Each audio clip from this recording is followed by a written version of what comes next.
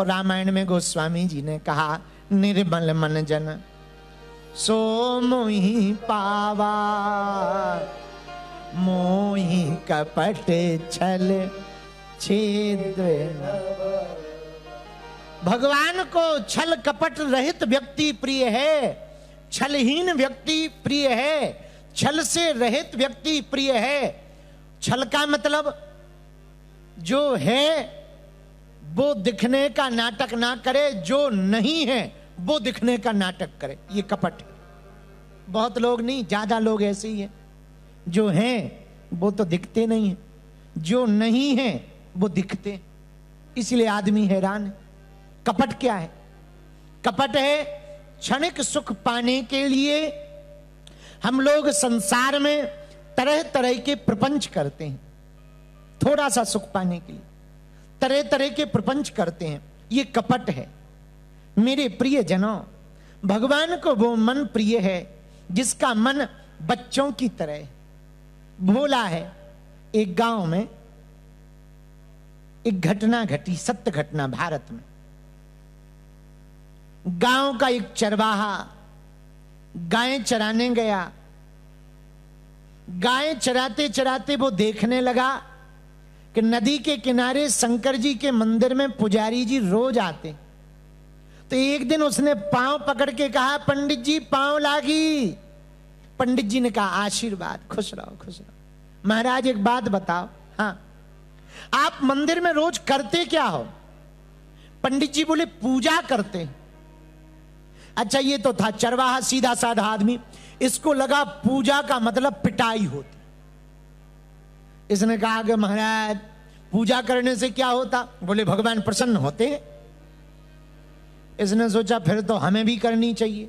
अच्छा महाराज पूजा रोज करनी चाहिए। पंडित जी बोले, कुछ भी हो जाए पूजा नहीं छोड़नी चाहिए। अब इसको ये बात दिमाग में भर गई।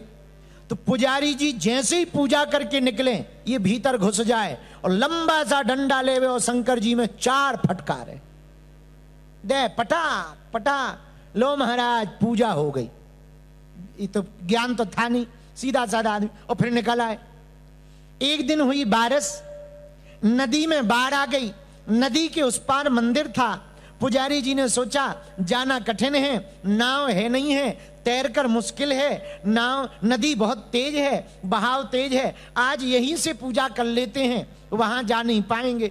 अब जैसे ही इसने यहां से पूजा करके लौटा, पंडित जी लौटे, ये आया गांव का चरवाहा। इसे लगा पंडित जी मंदिर पूजा कराए, पर नदी भयंकर थी। इसने सोचा चाहे जो हो जाए, प्राण चले जाएं, पर नियम नहीं टूटना चाहिए। सो छलांग लगा दी और जैसे ही छलांग लगाई उस पार गया और जैसे ही डंडा ऊपर उठाया सोई शंकर जी प्रकट हो गए। मांग भैया वरदान। इसने चरण पकड़ के कहा, महाराज हमें वरदान वरदान का पता नहीं है, हमें तो पंडित जी ने पूजा कहा था तो पूजा करने आए, और आप जल्दी गायब हो जाओ, हमें 4 लठ मार लेने, हमारी पूजा हो जाए, हमें वरदान से क्या लेना देना। इसने आके पंडित जी को कहा कि शंकर जी प्रकट हो गए, वो वरदान मांगने को कह रहे हैं। तो पंडित जी बोले, मर गए करम, हम पूरी जिंदगी पूजा करते रहे, हमें दर्शन न भय, ये बताओ तो 2 साल से लठ मार रहा, इसे दर्शन हो गए। पर कारण, अच्छा इसका मतलब ये नहीं है कि तुम लोग भी कल से यही शुरू कर दो ना लफड़ा हो जाएगा, लफड़ा हो जाए। वो तो भाव की बात है। भगवान कहते भाव का भूखा हूं मैं, भाव ही एक सार है, भाव से जो मुझको भजे सो भव से बेड़ा पार है। भाव बिन कुछ भी दे तो मैं कभी लेता नहीं, भाव पूरत तेरी ही करती मुझे लाचार है। बांध लेते भक्त मुझको भाव की जंजीर में, इसलिए इस भूमि पर होता प्रभु का अवतार है। भगवान भाव के भूखे हैं, वस्तुओं के भूखे नहीं है। किसके भूखे हैं? बोलो बोलो। एक बात और सुना दे, आहा ध्यान आ गई। एक गांव में सीधा साधा आदमी रहता था, गुजरात में। नाम था चंगीलाल, सीधा साधा आदमी। ये बंद कर दे। सीधा साधा आदमी। गांव के बाहर एक पंडित जी बैठे थे, कथा कर रहे थे। तो वो गया, महाराज हमको कोई मंत्र जाप बता दो। तो पंडित जी ने एक मंत्र दे दिया, तुम कठिन मंत्र जप करोगे या सरल? महाराज पढ़े लिखे नहीं है, सरल। बोले ठीक है, आज से तुम कहना गोपाल। क्या कहना? गोपाल गोपाल।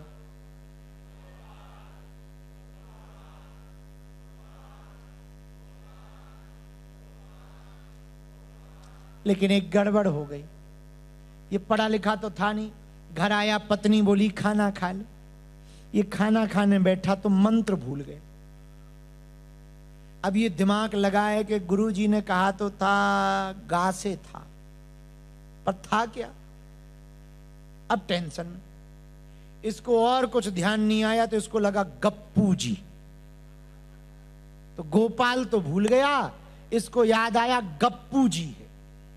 तो इसने माला लियो, लगा जपने गप्पू जी गप्पू जी गप्पू जी गप्पू जी गप्पू जी गप्पू जी। तो पत्नी बोली ये गप्पू जी क्या? अरे चुप रह, तेरे चक्कर में, भोजन के चक्कर में नाम और भूल गए थे, बड़ी मुश्किल से आया है गप्पू जी गप्पू जी गप्पू जी गप्पू। ये क्या कर रहे हो? अरे गुरुजी ने मंत्र दिया है, जप कर रहा है गप्पू जी गप्पू जी गप्पू जी गप्पू जी गप्पू जी गप्पू।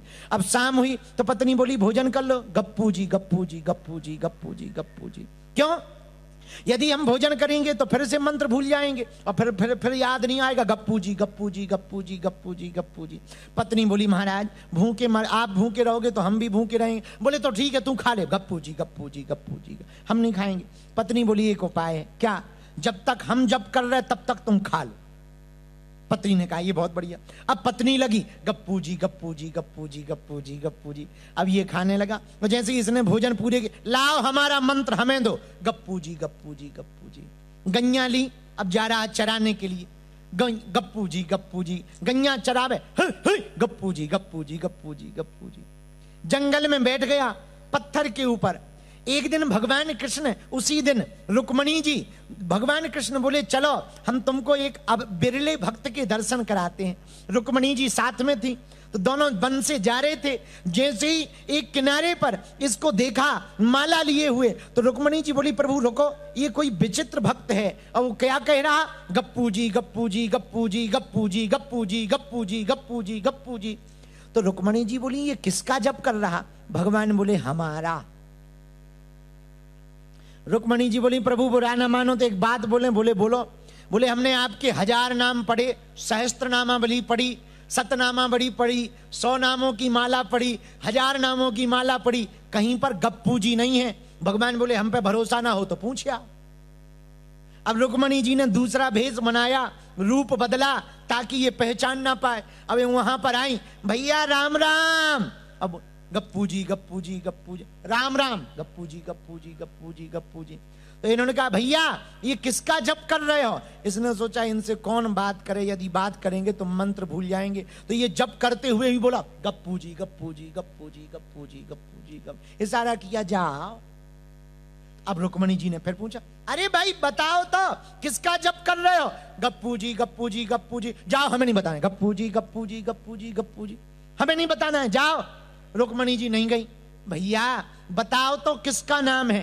तो इसको बड़ी गुस्सा आ गई कि कहीं इनके चक्कर में हम मंत्र ना भूल जाएं। सोचिए मंत्र जपते हुए गुस्सा में बोला गप्पू जी गप्पू जी गप्पू जी। रुक्मणी जी ने पूछा भैया बताओ तो किसका नाम ले रहे? चिल्ला करके बोला तुम्हारे खसम का।